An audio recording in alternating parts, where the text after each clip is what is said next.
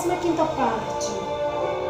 Os reis da terra, os grandes, os comandantes, os ricos, os poderosos e todo escravo e todo livre se esconderam nas cavernas, nos penhascos dos montes e disseram aos montes e aos rochedos: caí sobre nós e escondei-nos da face daquele que se assenta no trono e da ira do Cordeiro, porque chegou o grande dia da ira deles. E quem é que pode suster-se? Apocalipse capítulo 6, versículos de 15 a 17. Estamos então de volta com o estudo. Vamos finalizar aqui com a primeira fase do juízo, que é a fase de investigação. Compartilhe o estudo com mais pessoas. São muitas partes em relação à investigação. Era necessário para que entendamos como funciona essa fase, para que vejamos a importância que tem as nossas decisões tomadas em vida, decisões as quais tomamos diariamente. Essas determinarão onde estaremos na eternidade, para onde iremos na eternidade, se teremos vida eterna ou morte eterna. Não esqueça João 3,16, o principal Deus já fez, não deixe para se decidir amanhã, né? Tiago 4,14 diz que vós não sabeis o que será amanhã. Então as decisões são tomadas hoje, né? Hebreus 4,7, hoje se ouvir sua voz, não endureçais vosso coração. Bem, vimos na parte passada o momento em que vai se finalizar a investigação para os vivos na terra. Vimos ali, ao Jesus se levantar da sala de audiência para vir à terra, fecha-se a porta da graça, o fim das oportunidades de salvação. Vimos que sua vida será visível. Apocalipse capítulo 1, verso 7 diz que é esse que vem com as nuvens, todo olho verá. Não haverá nada de secreto na sua vinda. Atos capítulo 1, 9 a 11 deixa claro aí, né, que da forma como ele subiu, ele vai descer, ele vai ser visto descendo, né? Pelos aqueles que, quando ele subiu, os discípulos viram ele subindo. Quando ele vir, os que estiverem vivos na terra vão ver ele chegar. São inúmeras passagens que falam da vinda visível de Jesus à terra. Infelizmente, Lucas capítulo 17 tem sido aí usado para sustentar a ideia de um arrebatamento secreto. Isso não é verdade, né? Mateus 22, 29, Jesus diz: errais, não conhecendo as escrituras nem o poder de Deus. Deus não vai fazer nada escondido. E essa passagem de Lucas 17 tem mexido com a cabeça das pessoas. Muitos, por não entender, não ter visão espiritual, acham que Jesus vem às escondidas, que as pessoas vão sumir, vão desaparecer ali. E tem que se ter, então, muito cuidado com isso, né? 1 João 4, verso 1, adverte o tempo todo, né? Amados, não dê crédito a qualquer espírito, antes provar os espíritos se procedem de Deus. Então, muito cuidado com o que você ouve por aí. E, então, Lucas 17, aí fala de que dois estarão numa cama, um será tomado, outro deixado. Duas mulheres estarão no moinho, né? E uma será tomada, outra será deixada. Dois estarão no campo, um será tomado, outro deixado. Isso representa, veja bem, isso representa duas classes, dois grupos de pessoas que serão encontradas por Jesus na terra, vivos, e serão encontrados vivos na terra.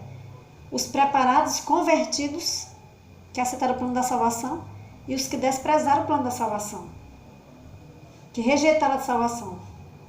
Os que estarão convertidos vão ser levados, e os que desprezaram o plano da salvação vão ser deixados. É isso que a passagem está dizendo. Em relação ali aos que dois serão encontrados numa cama, um casal, né? A mulher que está na igreja, o homem não está, ou o homem que está, a mulher não está. O que tiver convertido vai, o que não tiver vai ficar, mas não vai ser escondido, não vai ser nada secreto. Nada secreto. 1 Coríntios 15, 52 diz que primeiro Jesus vai ressuscitar os fiéis mortos e depois transformar os fiéis que ele encontrou vivos na terra. Que ele encontrar vivos na terra. Primeiro ele vai ressuscitar os que estiverem mortos, fiéis, e depois os fiéis vivos que ele encontrar na terra, eles vão ser transformados. Então, subirão juntos, né, os que forem transformados e ressuscitados, vão subir juntos para encontrar com Jesus nos ares. Serão arrebatados, levados pelos ares, para encontrar-se com Jesus nos ares. Como diz, né, 1 Tessalonicenses 4, a partir ali do verso 16, vão ao encontro de Jesus nos ares. Nada será secreto. Nada será secreto.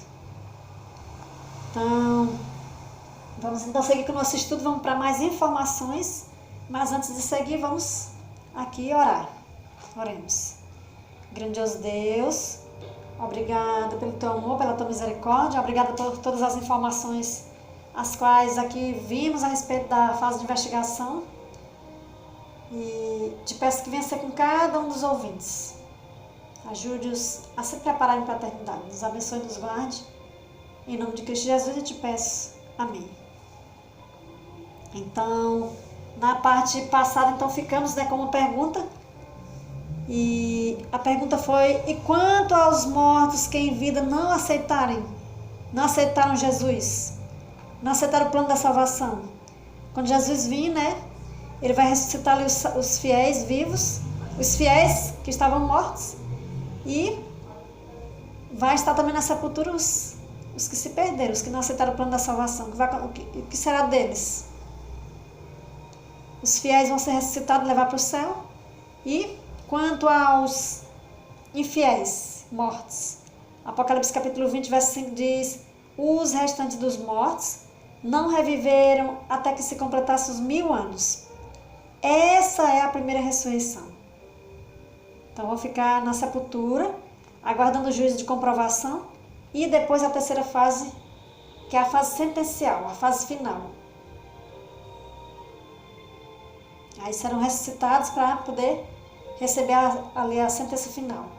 Lembra da ilustração do grupo de presos, onde todas as provas eram contra eles?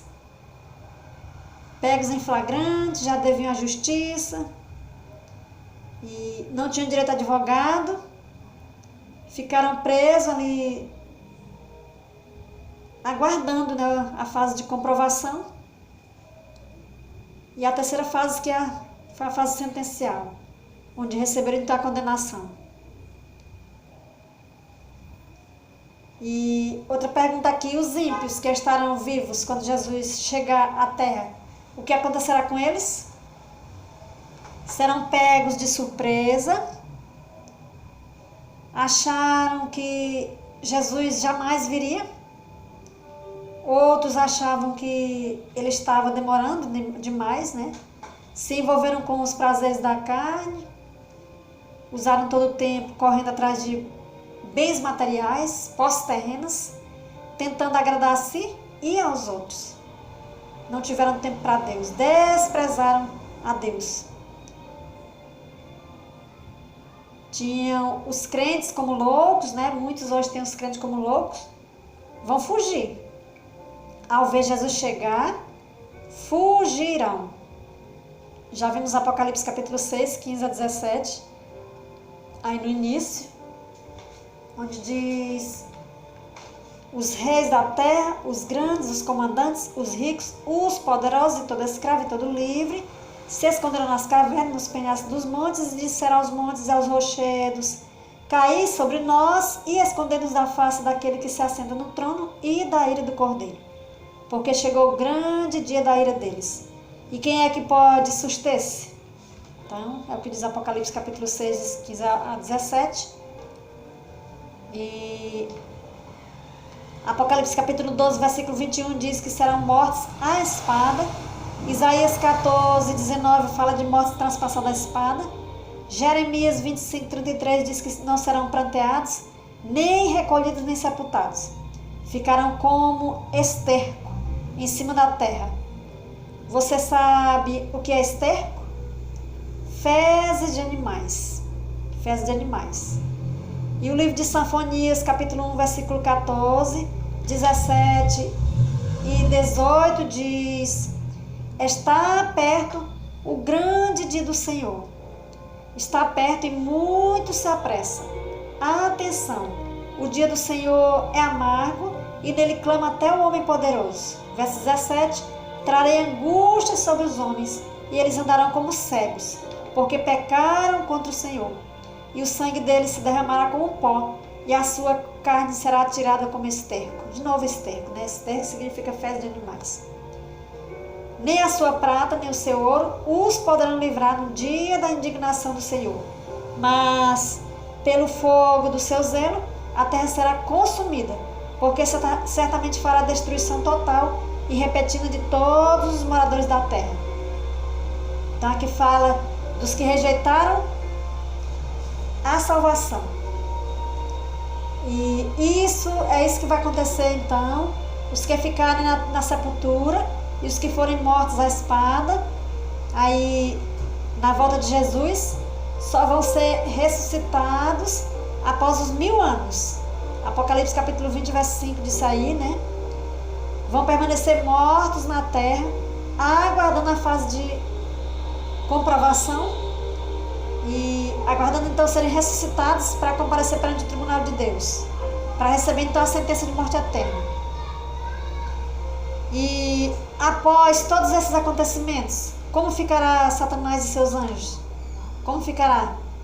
Apocalipse capítulo 20, de 1 a 3 diz: Então vi descer do céu um anjo, tinha na mão a chave do abismo e uma grande corrente. Verso 2, ele segurou o dragão, a antiga serpente, que é o diabo, Satanás, e o prendeu por 1000 anos. Verso 3, lançou no abismo, fechou e pôs selo sobre ele, para que não mais enganasse as nações, até que se completassem os 1000 anos. Depois disto é necessário que ele seja solto por pouco tempo. Então, aí a prisão será a própria terra, que também é referida pela Bíblia como abismo. Vai ficar totalmente desolada e densas trevas e escuridão. Não serão correntes literais, não será preso por correntes literais. Ele vai ficar preso porque Deus não vai permitir que ele saia, para que não venha atentar outros mundos habitados. Isso mesmo, outros mundos habitados. Apocalipse capítulo 20, verso 3 diz: para que não mais enganasse as nações. A pergunta é: que nações? Os salvos estarão nos céus, serão levados para os céus. Lá ele não poderá entrar. As multidões de perdidos estarão mortos na terra. Que nações ele poderia enganar, seduzir?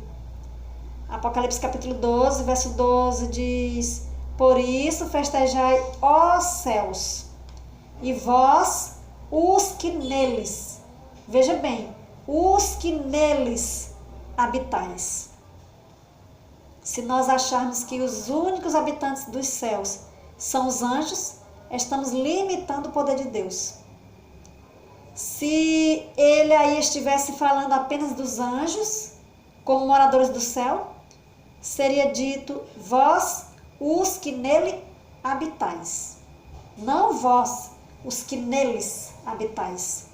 Como já disse, há o primeiro céu, aqui o firmamento, o segundo céu ali, atmosférico, e o terceiro céu onde Deus mora. E mais, nós somos os únicos seres mortais. Assim como não podemos ver os anjos de Deus e também Satanás e seus anjos, por causa do pecado, também não podemos ver esses moradores desses outros mundos, né? Deus tem poder para criar quantos mundos ele quiser. Então, a prisão aí é a terra. Veja Isaías 14, verso 18 a 20, diz: todos os reis das nações, sim, todos eles jazem com honra, cada um no seu túmulo. Mas, verso 19, mas tu és lançado fora da tua sepultura como um renovo bastardo, coberto de mortes, transpassado a espada, cujo cadáver desce a cova e é pisado de pedras. Com eles não te reunirás na sepultura, porque destruíste a tua terra e mataste o teu povo. Aí se refere a Satanás. Ele não irá para a sepultura, não será morto, mas ficará vivo para que veja o resultado da sua rebelião.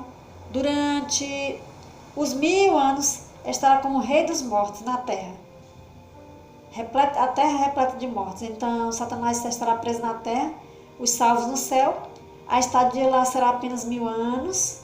1 Pedro aí, capítulo 3 diz que 1000 anos para Deus é como um dia. E Apocalipse capítulo 21 revela que será criado novo céu e nova terra. E o Salmo 37:11 diz que os mansos herdarão a terra. Portanto, a eternidade vai ser na terra. Lá no céu, Jesus vai... Os fiéis ali que forem salvos vão passar apenas 1000 anos. E na próxima parte, então, vamos ver o que eles estarão fazendo lá, né? Que será, então, a fase de comprovação. Então, vimos tudo aqui sobre a fase de investigação. E aqui vamos finalizar, aqui vamos terminar com a fase de investigação, então. E vamos entrar com a segunda fase do juízo, que é a fase de comprovação. Então, vimos aí a importância que tem as nossas decisões tomadas em vida. Tá? Aguarde a próxima parte. Se você desejar fazer novos estudos da Palavra de Deus, procure a Igreja Adventista do Sétimo Dia mais próximo da sua casa. Assista a TV Novo Tempo, né? Na Sky, Net, Oi Claro, é só você procurar. E aguarde então a fase de comprovação. E se prepare para a eternidade, né? Não importa quão longe você foi, ainda há tempo de voltar. Ainda há tempo de mudar, né? De caminho. Abandonar o caminho largo e vir para o estreito. Então, se prepare para a eternidade, né? Aguarde a próxima parte. Não esqueça que o juízo já começou.